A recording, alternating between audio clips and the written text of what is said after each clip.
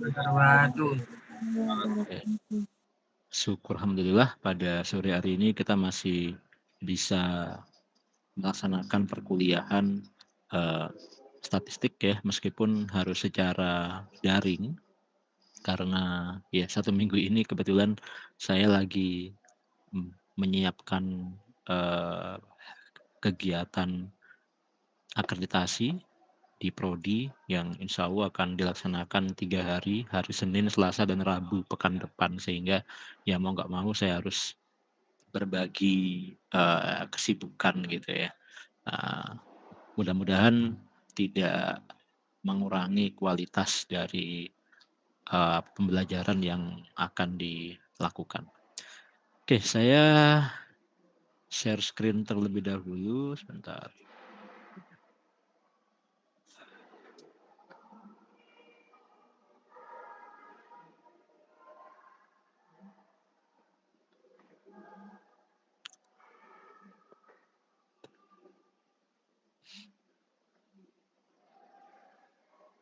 Baik, saya harap Anda udah bisa melihat tampilan di layar monitor saya, ya. Jadi Sudah, Kak. di kesempatan sore hari ini, kita akan melanjutkan materi kita terkait dengan kuesioner testing.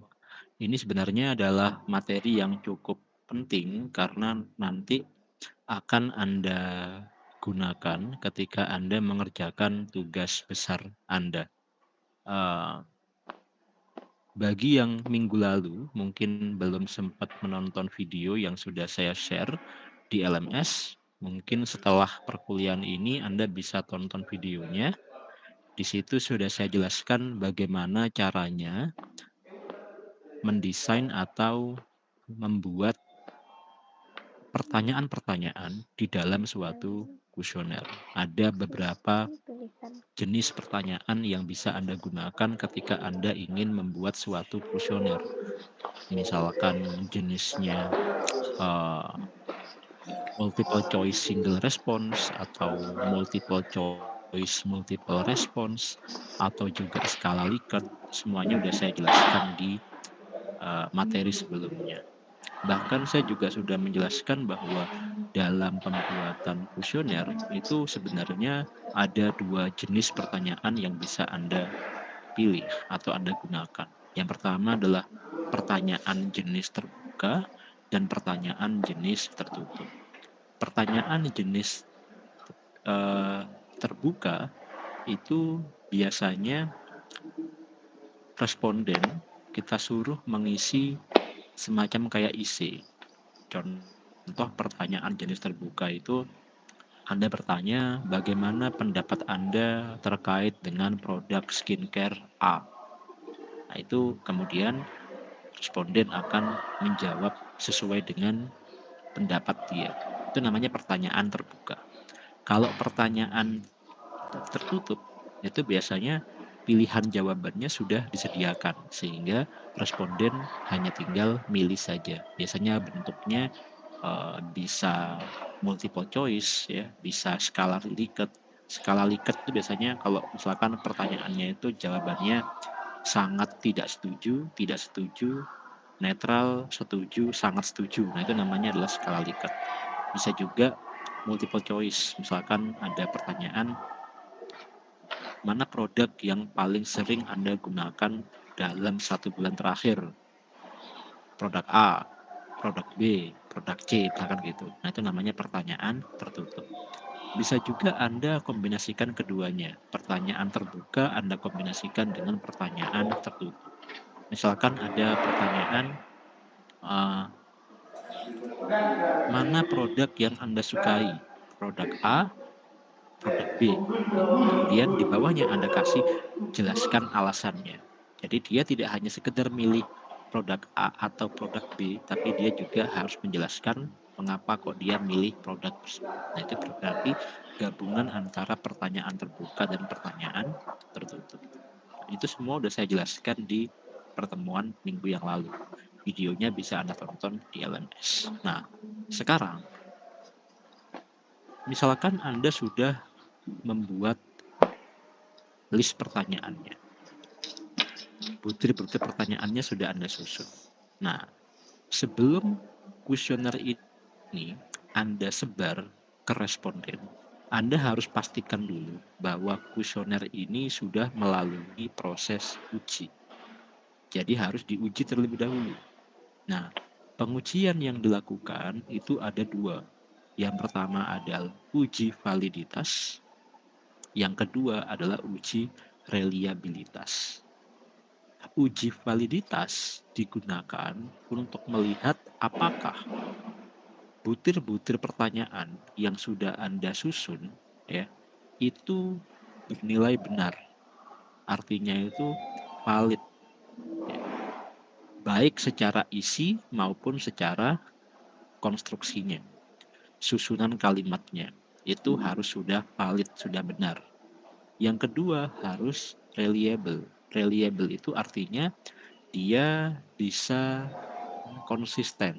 Jadi ketika kuesioner yang sama Anda berikan kepada orang yang sama tapi di waktu yang berbeda, maka jawaban orang ini seharusnya konsisten, seharusnya sama.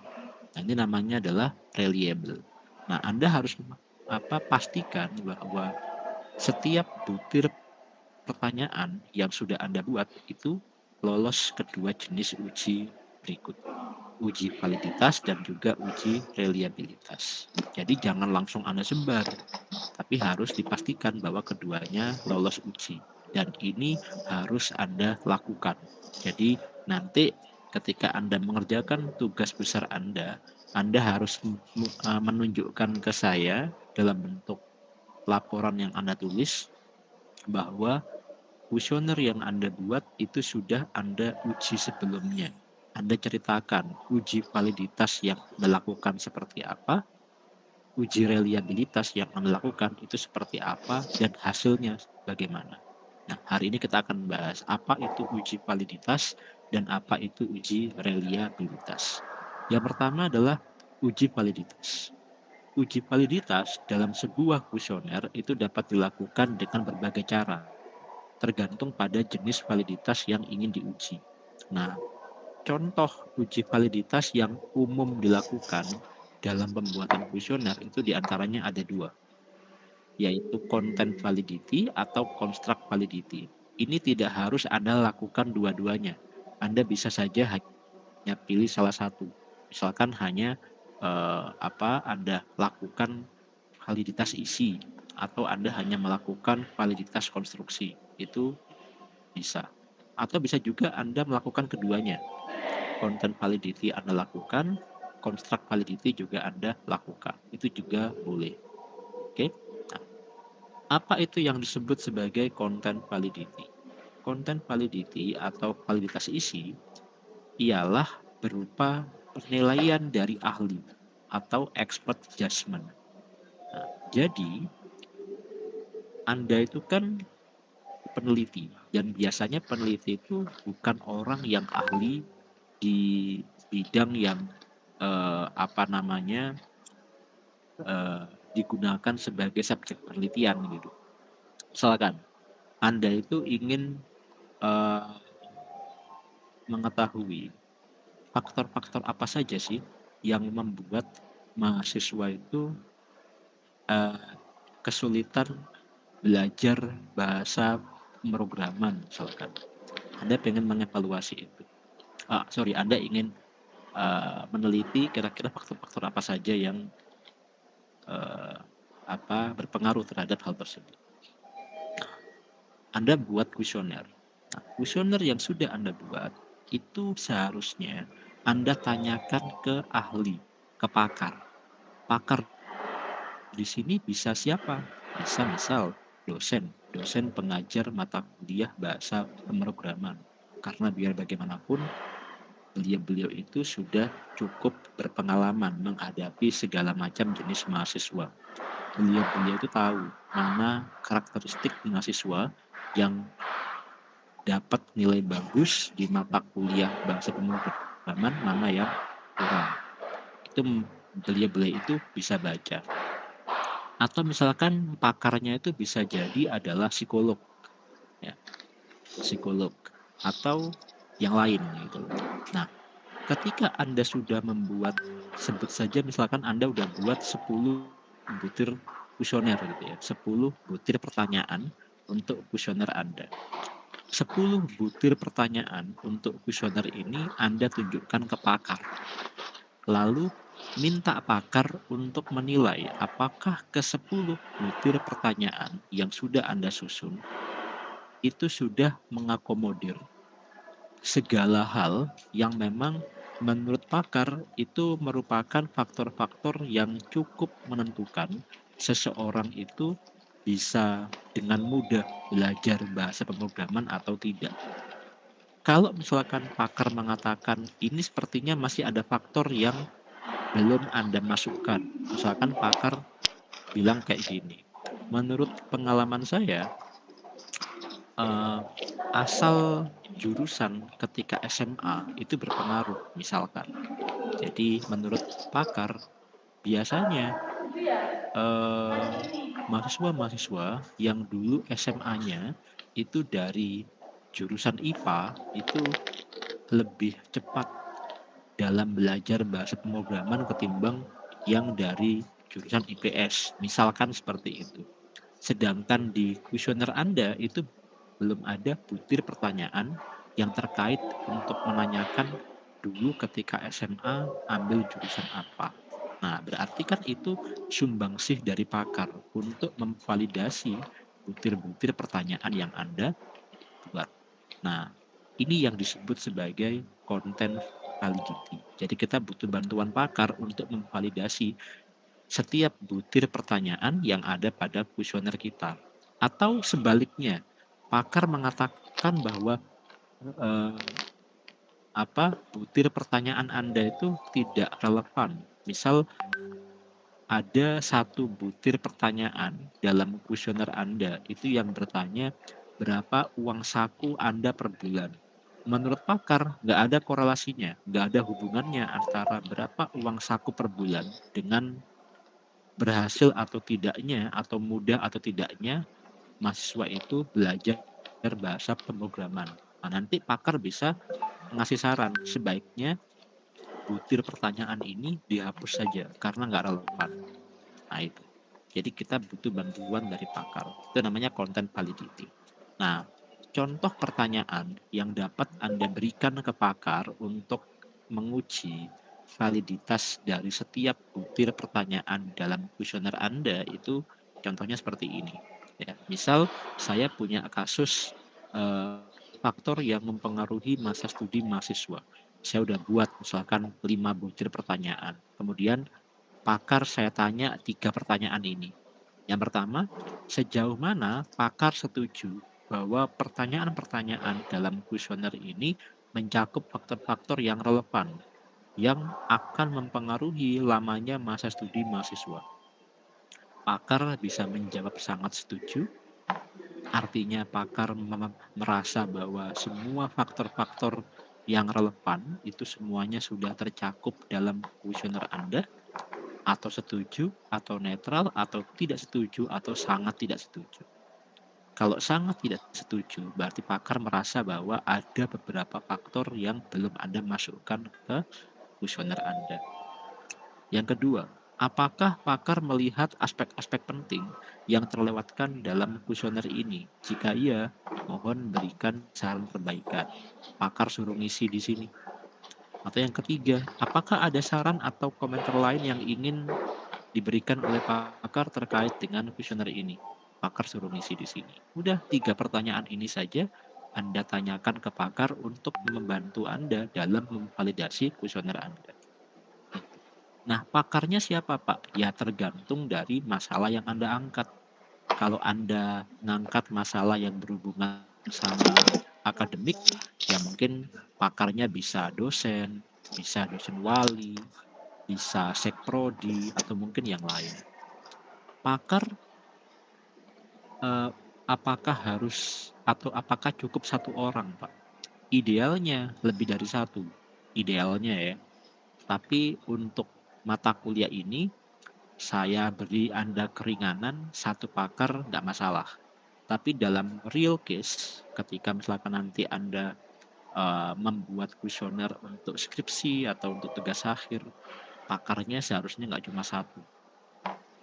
Ya, bisa lebih dari satu orang, bahkan dari profil yang berbeda. Misalkan pakar pertama adalah dosen, pakar keduanya psikolog gitu. Boleh. Atau pakar satu dan pakar dua, kedua-duanya dosen. Itu nggak masalah juga. Ya. Itu terkait dengan konten validity. Yang kedua adalah construct validity. Construct validity itu pada umumnya dilakukan dengan menganalisis faktor. Ya, sebentar ya, sebentar.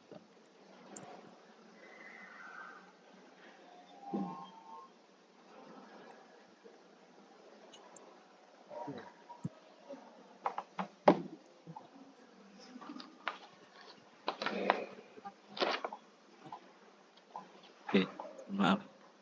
Ya, kita lanjutkan lagi.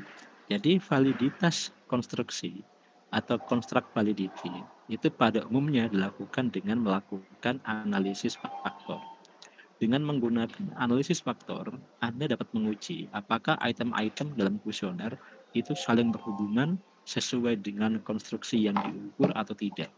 Nah, ini dapat membantu Anda untuk memvalidasi bahwa kuesioner yang sudah Anda susun itu apakah sudah mengukur konstruk yang diinginkan atau belum. Nah, kalau Anda ingin melakukan validitas konstruksi ini, maka sebelum uji validitas ini dilakukan, Anda wajib hukumnya untuk melakukan survei pendahuluan terlebih dahulu. Beda dengan konten validity yang tadi. Kalau konten validity Anda nggak perlu melakukan survei pendahuluan. Tapi kalau Anda melakukan construct validity, Anda wajib untuk melakukan survei pendahuluan. Apa itu Pak survei pendahuluan? Survei pendahuluan adalah survei yang dilakukan sebelum survei sebenarnya dilakukan. Jadi sebut saja misalkan Anda itu punya populasi responden sebanyak 2.000 orang. Misalkan populasi Anda adalah seluruh mahasiswa aktif informatika. Oke. Kemudian Anda itu punya sampel. Jadi Anda itu punya planning, nanti sampel Anda itu cuma misal 200 orang. Misal Anda hanya ambil 50 orang per angkatan. Angkatannya ada 4 angkatan, misal angkatan 2023, 2022, 2021, dan 2020 misalkan. Itu yang Anda gunakan sebagai sampel. Anda ambil 50 orang per angkatan sebagai sampel. Sampel Anda itu kan ada 200. Nah, sebelum Anda menyebar kuesioner ke 200 orang responden sampel tadi, Anda ambil dulu sebagian dari 200 orang itu untuk Anda gunakan sebagai responden dalam survei pendahuluan. Misal ambil aja 10%.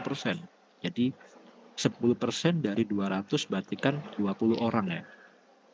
Ambil saja 20 orang dari sampel yang Anda punya, kemudian lakukan survei pendahuluan kepada 20 orang tersebut. Gitu. Apakah harus 20 Pak? Enggak juga sih. Bebas, tapi biasanya itu ya lebih dari 20 orang lah. Tapi juga jangan banyak-banyak. Yes, pokoknya antara 20 sampai 40 orang lah, saya kira udah cukup itu. Lakukan survei pendahuluan.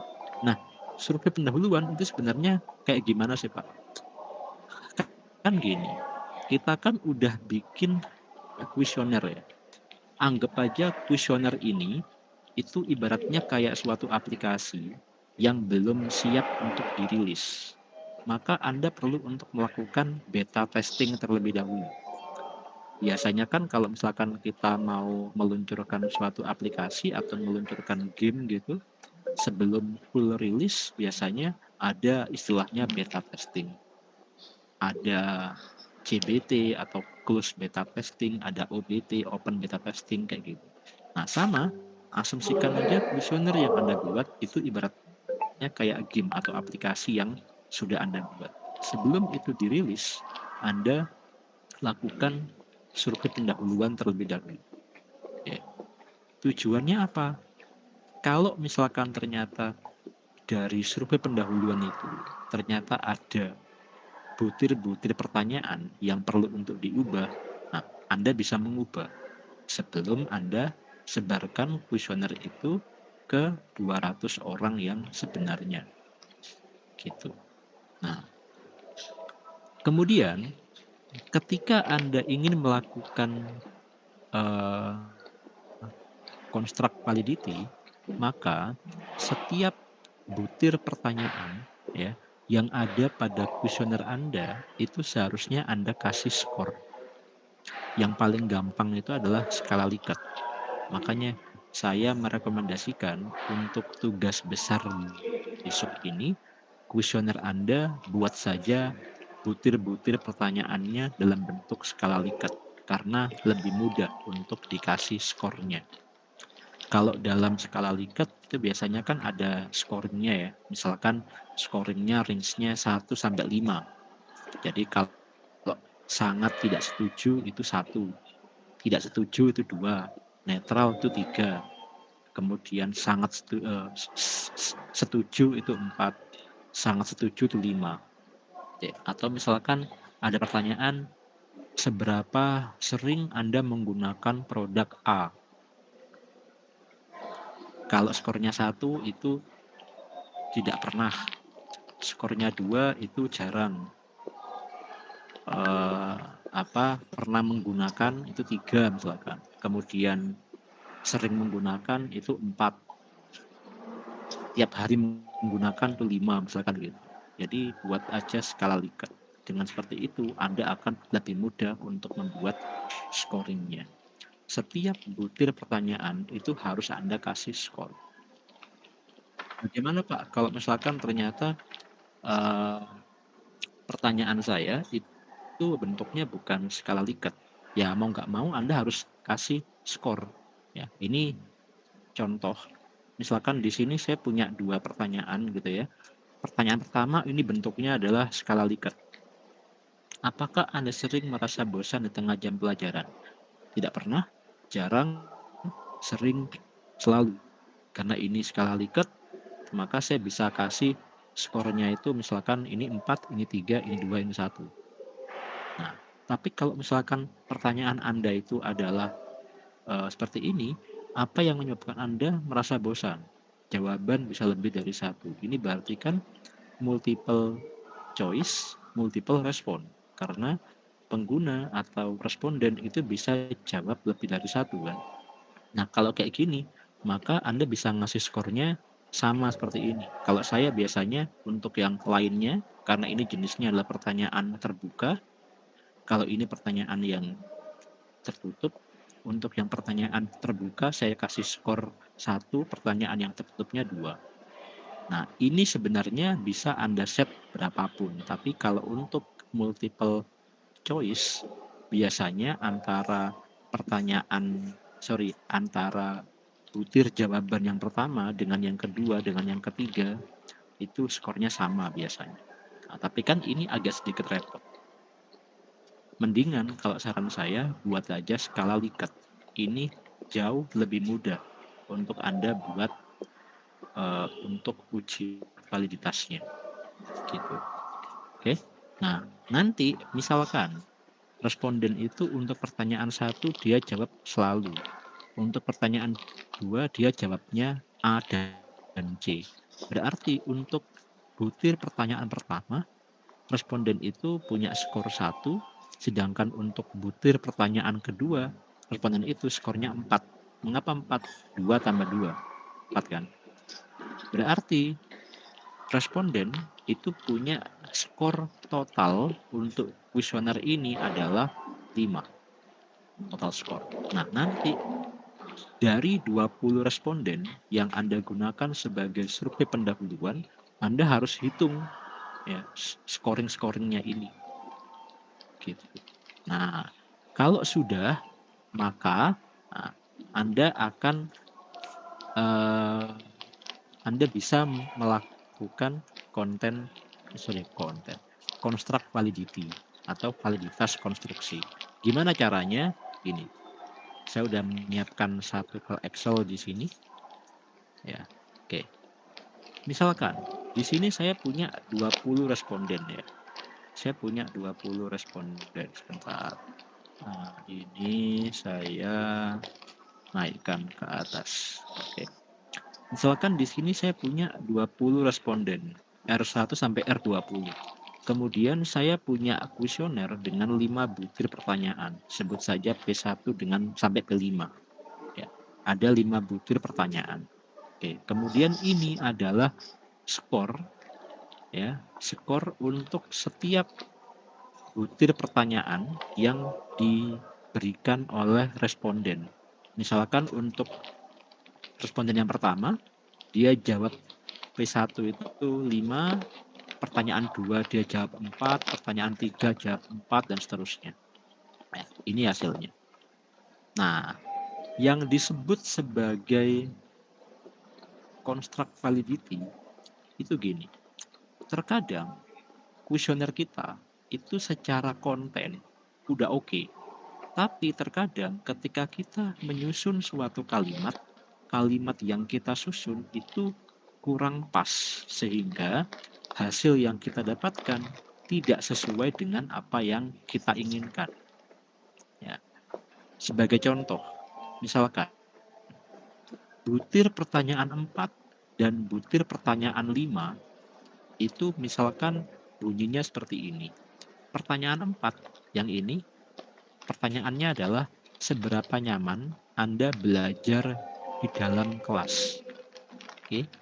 Jawabannya sangat tidak nyaman, netral, nyaman, sangat nyaman. Sebut saja ini saya kasih scoring sangat tidak nyaman itu 1, tidak nyaman 2, netral 3, nyaman 4, sangat nyaman 5. Oke, itu P4. P5-nya, misal pertanyaannya adalah fasilitas yang disediakan oleh prodi di dalam kelas membuat saya betah berada di dalam kelas. Sama, sangat setuju, tidak setuju, netral, setuju, dan sangat setuju. Ya, sangat tidak setuju misalkan skornya 1, tidak setuju skornya 2, netral skornya 3, setuju 4, sangat setuju 5.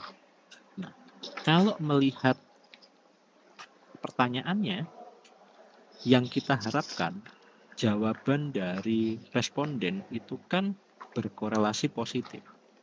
Mengapa kok saya bilang korelasinya seharusnya positif? Karena kalau misalkan ada responden yang dia itu nyaman di dalam kelas, ya, nyaman belajar dalam kelas, maka seharusnya dia juga akan puas dengan fasilitas yang disediakan oleh prodi dalam kelas itu. Berarti kalau di sini dia bilang nyaman, seharusnya di sini dia juga akan bilang setuju. Iya kan? Sebaliknya, kalau di sini dia bilang sangat tidak nyaman, di sini juga seharusnya dia bilangnya sangat tidak setuju. Karena kedua pertanyaan ini pada dasarnya mereka berhubungan, punya korelasi positif. Nah, kita lakukan uji korelasi antara jawaban-jawaban dari responden untuk pertanyaan butir keempat dan butir kelima. Kita cari nilai korelasinya. Dalam Excel, untuk mencari nilai korelasi dari dua list data itu bisa dengan mudah kita dapatkan menggunakan formula Corel. Jadi pakai Corel ya.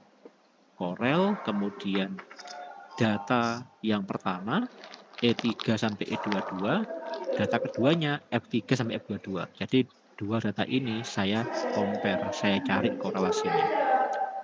Kalau nilai R-nya atau nilai korelasinya itu positif, berarti memang keduanya punya hubungan korelasi positif sesuai dengan yang kita inginkan atau sesuai dengan yang kita mau. Tapi kalau ternyata hasilnya nilai R-nya adalah negatif, nah ini berarti ada salah satu dari dua butir pertanyaan ini yang salah, yang keliru. Nah, misal setelah saya melakukan uji korelasi, ternyata nilai korelasinya adalah min 0,13. Ini menunjukkan bahwa keduanya punya korelasi negatif. Padahal seharusnya P4 dan P5 itu korelasinya positif seharusnya. Nah, mengapa kok bisa seperti ini? Nah, kita bisa melihat pernyataannya lebih detail. Misal, ternyata tanpa sadar kita itu salah membuat kalimat yang seharusnya ini seperti ini bunyinya, tapi kita nggak sadar ngasih tambahan kata tidak di sini. Fasilitas yang disediakan oleh prodi dalam kelas membuat saya tidak betah berada dalam kelas. Berarti kan ini kalimatnya tidak sejalan dengan kalimat yang ada di atasnya. Yang di sini seberapa nyaman, sedangkan yang di sini menyatakan tidak betah. Berarti kan yang satunya itu positif, satunya malah negatif gitu kan. Dengan seperti ini, maka nggak heran ketika jawabannya responden itu minus.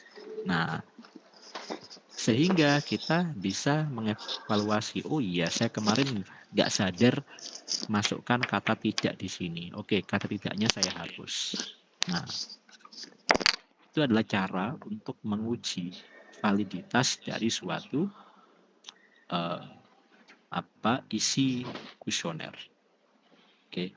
Nah, kemudian bagaimana Pak kalau misalkan setelah kita melakukan uji validitas ternyata ada beberapa butir-butir pertanyaan atau pernyataan yang salah, yang tidak lulus uji validitas. Anda bisa menghapus pertanyaan tersebut atau Anda bisa mengubah ya pertanyaannya. Oke. Yang jelas Anda harus pastikan bahwa semua butir pertanyaan yang Anda miliki dalam suatu kuesioner itu sudah Anda uji validitasnya dan sudah terbukti valid. Baik itu secara konten ataupun secara konstruksinya.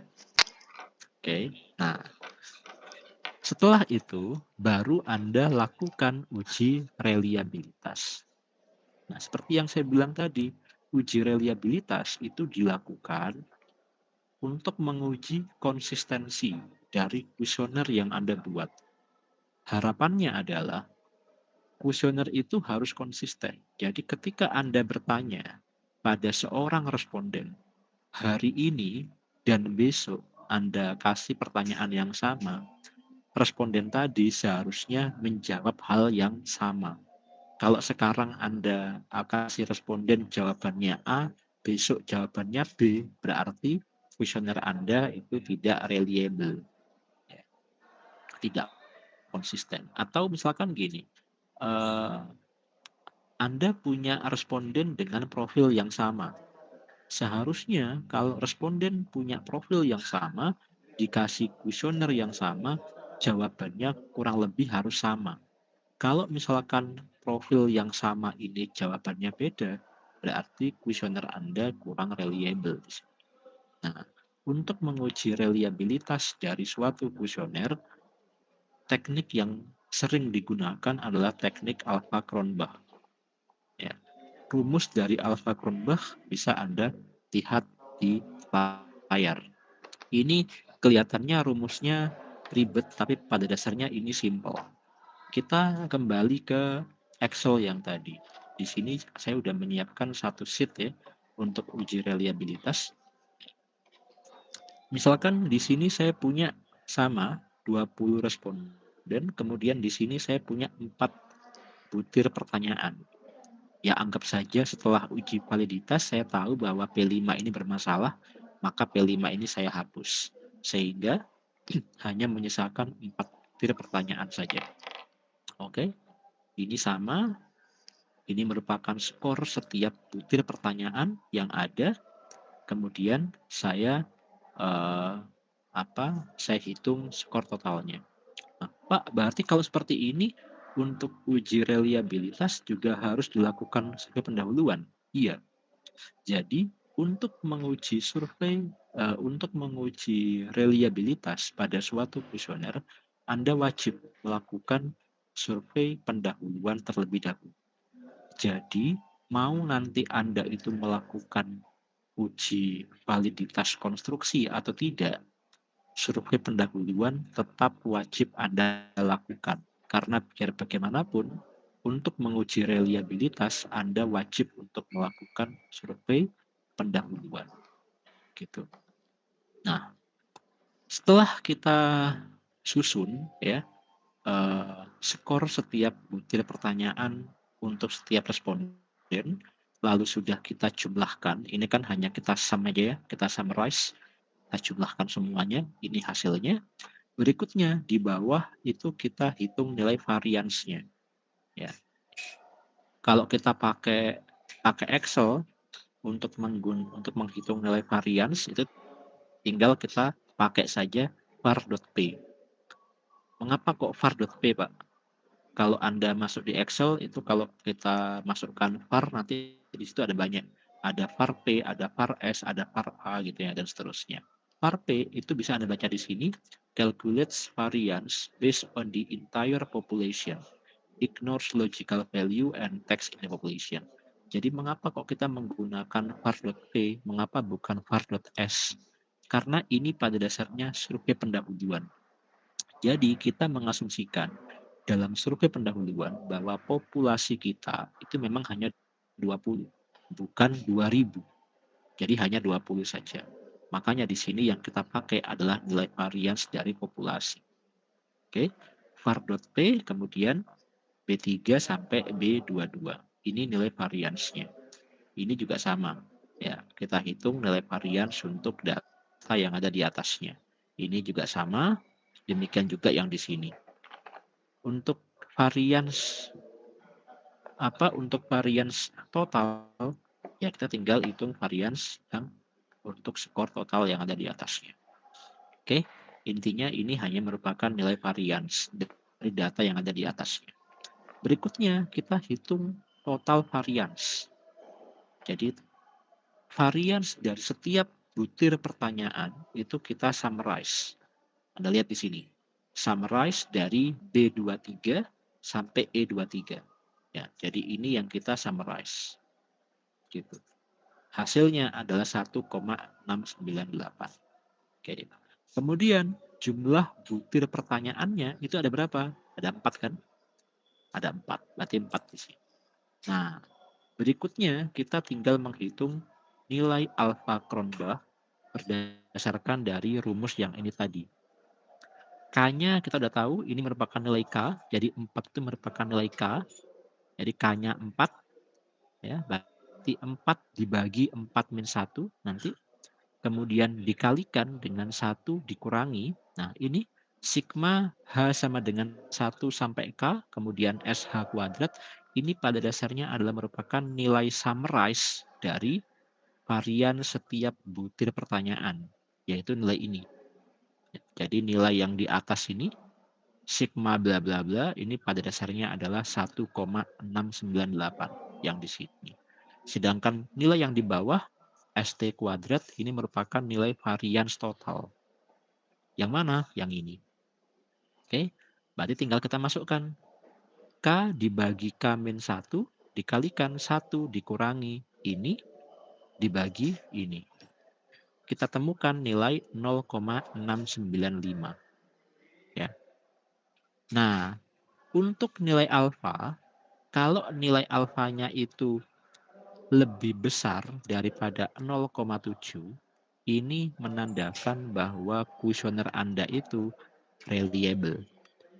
Kalau antara 0,6 sampai 0,7, ini menandakan bahwa kuesioner Anda itu cukup reliable.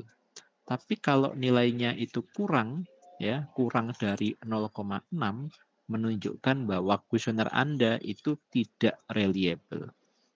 Nah, kita mendapatkan nilai 0,695 masuk di kategori ini. Jadi pada dasarnya kuesioner kita itu cukup reliable. Cukup reliable itu artinya adalah Anda tetap bisa menggunakan kuesioner itu. Tapi kalau mau diganti, ya monggo-monggo saja. Misalkan Anda incar supaya nilai alfanya itu di atas 0,7, ya boleh-boleh aja. Tapi kalaupun tidak Anda ubah, ya nggak masalah. Tapi kalau nilainya ternyata itu di bawah 0,6, maka hukumnya wajib. Butir pertanyaannya itu Anda ubah. Nah, pertanyaan berikutnya mungkin dari Anda, terus bagaimana Pak kita tahu bahwa butir pertanyaan ini yang jadi masalah gitu ya. Misalkan Anda punya 4 butir pertanyaan. Anda ingin tahu kira-kira butir pertanyaan mana Pak yang seharusnya saya ubah. Nah, caranya adalah Anda bisa menghapus satu persatu butir pertanyaan. Misal, Anda coba menghapus P1. Kalau P1 dihapus, kemudian ini skor totalnya saya hitung ulang, variansnya saya hitung ulang, nilai alfanya saya hitung ulang, ternyata kok nilainya itu bisa lebih dari 0,7, berarti P1 inilah yang bermasalah. Berarti P1 yang perlu untuk Anda ubah. Tapi kalau P1 ini saya hapus, ternyata malah alfa kontaknya itu justru malah turun, berarti P1 ini udah benar, nggak perlu diubah, ganti sekarang P2 yang Anda hapus, terus seperti itu ya, sampai Anda mendapatkan nilai alfa Kronbach yang lebih tinggi dari 0,6 atau 0,7 begitu. Nah, terus Pak, kalau misalkan saya memutuskan untuk mengubah, misalkan ya, dari hasil tes yang dilakukan ternyata P1 ini yang jadi yang kerok, nilai alfa saya itu kurang dari 0,6. P1 akhirnya saya ubah pertanyaannya. P1 saya ganti pertanyaannya. Apakah langsung bisa saya lakukan uji reliabilitas? Jawabannya tidak. Anda lakukan dulu uji validitas. Kenapa? Karena butir pertanyaan itu kan baru. Berarti kan perlu diuji dulu. Bener nggak pertanyaan itu valid? Jangan-jangan menurut pakar dia nggak valid.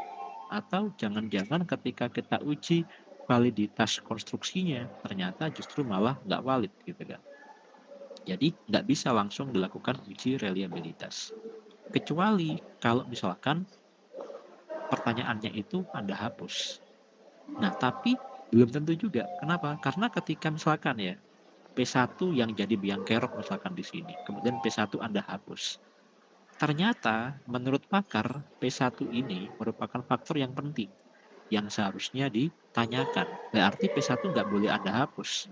Yang boleh adalah Anda ubah kalimat pertanyaannya supaya dia bisa lolos uji reliabilitas. Begitu. Jadi bikin kuesioner itu gak gampang memang. Tapi juga jangan dibuat sulit. Yang penting adalah Anda lakukan uji validitas dan uji reliabilitas. Pak, gimana ketika misalkan atau apakah memang satu-satunya cara untuk mendapatkan nilai alfa Kronbach di atas 0,6 atau 0,7 itu harus mengubah butir pertanyaannya? Tidak harus. Anda bisa jadi menambah jumlah respondennya untuk survei pendahuluan. Jadi misalkan untuk survei pendahuluan Anda menggunakan 20 responden. Ternyata masih kurang. Anda bisa tambahkan jumlah respondennya. Dengan harapan ketika jumlah respondennya berubah atau ditambah, nilai alfa Kronbachnya ini meningkat. Nah, kayak gitu. Ya. Ini harus Anda lakukan dalam tugas besar Anda. Jadi lakukan uji validitas dan uji reliabilitas. Dua-duanya harus ada. Untuk uji validitas, Anda bisa pilih mau content validity atau construct validity. Terserah. Yang penting harus ada dua-duanya. Oke.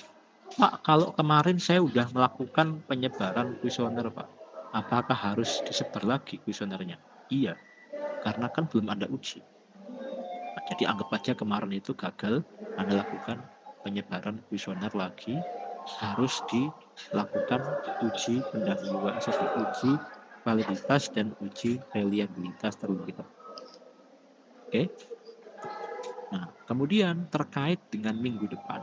Minggu depan itu kan pekan ujian tengah semester ya. Untuk pekan ujian tengah semester, seperti yang saya katakan di awal pertemuan, tidak ada UTS, tapi saya ganti dengan progress report atau laporan kemajuan. Di laporan kemajuan itu Anda bisa menuliskan apa-apa saja yang sudah Anda lakukan ya untuk mengerjakan tugas besar Anda.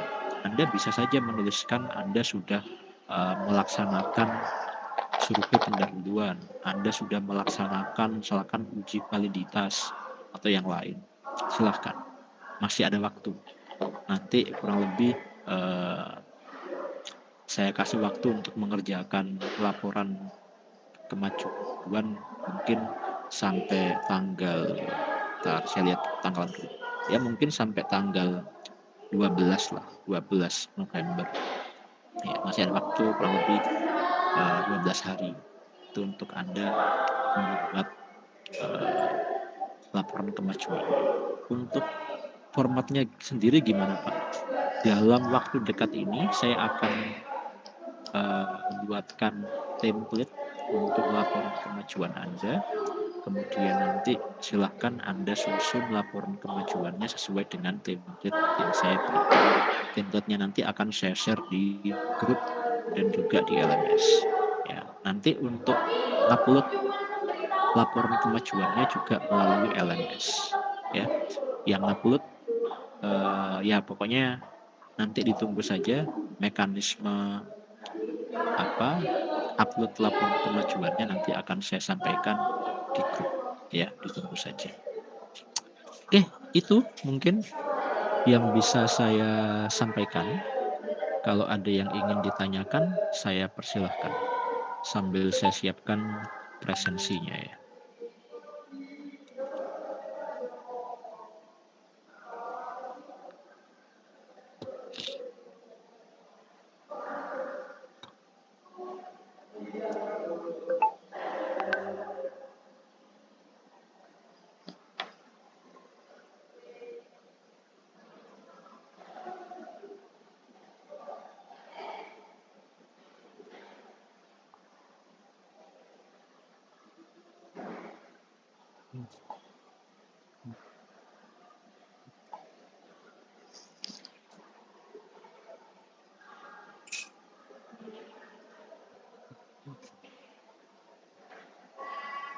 Oke, saya presensi dulu.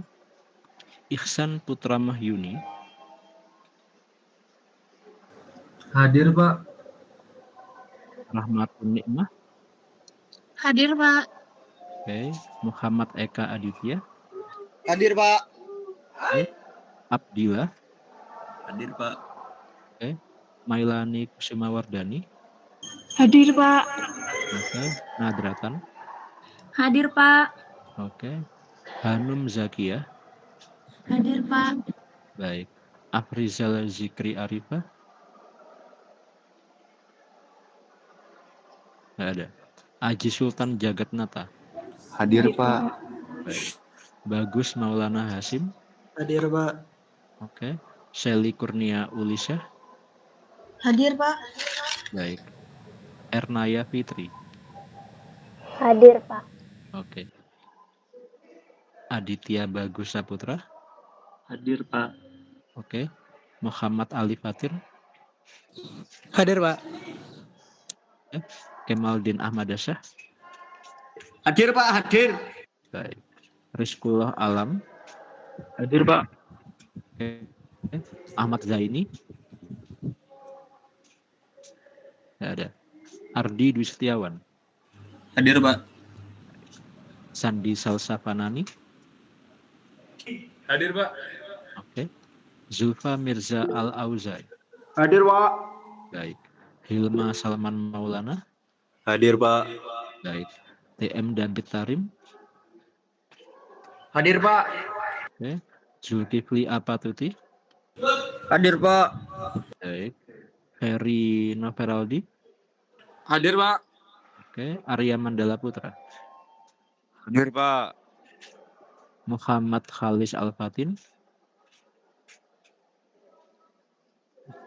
Siroh Al-Qarni. Saya, Pak. Oke. Muhammad Irfan Magianto. Hadir, Pak. Baik. Muhammad Arif Rahman. Hadir, Pak. Yusron Nasrullah. Hadir, Pak. Oke. Rauf Hafiz Asmenta. Hadir, Pak. Oke. Erlanda Widya Firmansyah. Hadir, Pak. Krisnaliza Zulfasa. Hadir, Pak. Lika Angelina. Hadir, Pak. Oke. Putri Dwi Anggraini.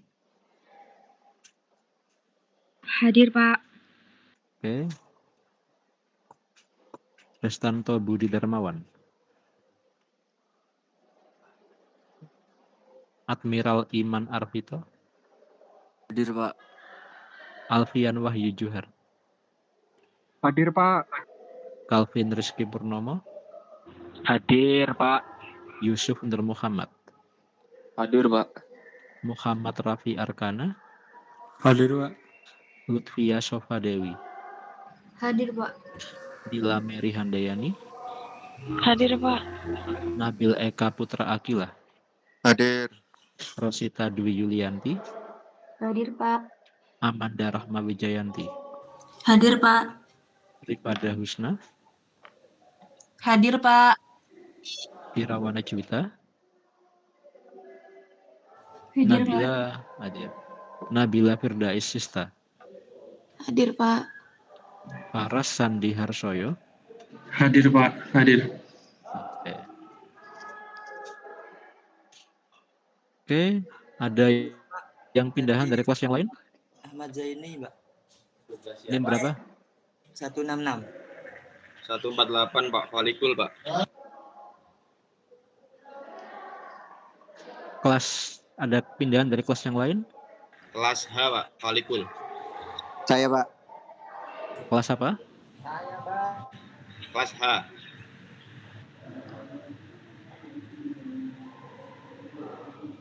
Kelas F, Pak. Bentar, kelas H dulu. Nur Prasetyo Nusantara. 148, Pak. Kelas H.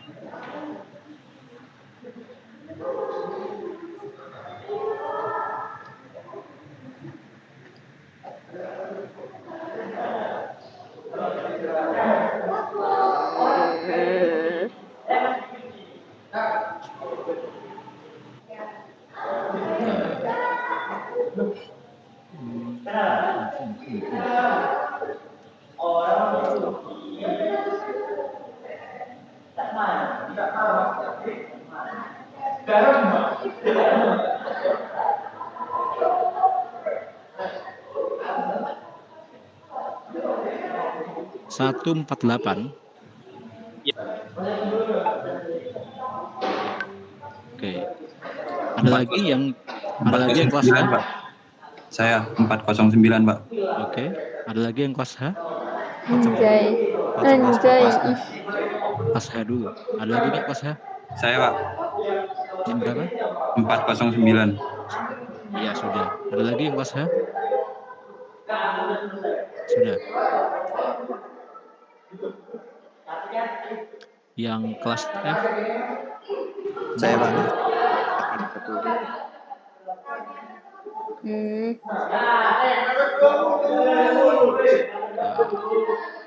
Ini berapa? 381, Pak.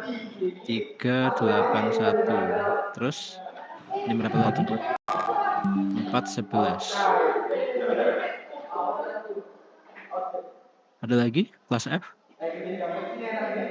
Sudah. Oke. Baik. Saya kira mungkin itu ya yang bisa saya sampaikan. Berarti insya Allah kita akan ketemu lagi 2 minggu dari sekarang di kelas. Insya Allah.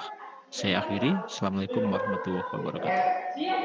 Waalaikumsalam.